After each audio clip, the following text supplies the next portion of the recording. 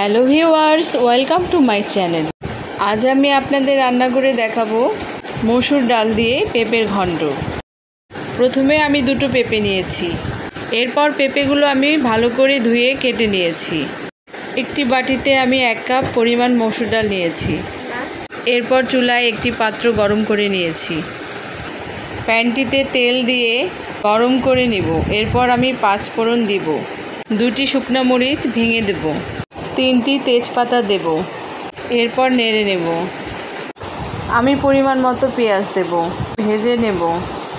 পেঁয়াজগুলো ভাজা হয়ে গেলে 1 টেবিল চামচ রসুন বাটা দেব, 1 টেবিল চামচ আদা বাটা দেব, 1 টেবিল চামচ জিরে বাটা দেব। নেড়ে চেড়ে নেব। এরপর ধুয়ে রাখা ডালগুলো দিয়ে দেব। ডাল আর মশলা ভালো করে ভেজে নেব। কেটে রাখা পেঁপেগুলো দিয়ে দেব। এরপর 1 চামচ হলুদের গুঁড়া দেব, 1 চামচ লবণ দেব। নেড়ে নেব। একটি কাঁচামরিচ দেব।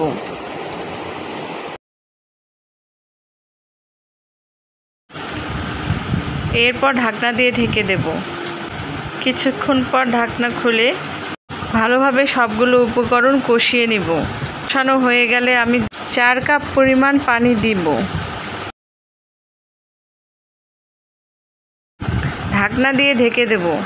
এগুলো সিদ্ধ হওয়া না পর্যন্ত আমি অপেক্ষা করব। এরপর ঢাকনা খুলে দেব। এ পর্যায়ে মসুর ডাল দিয়ে পেঁপের ঘন্ট হয়ে গিয়েছে। ঘন্টটি আমি একটি পাত্রে নামিয়ে ফেলব।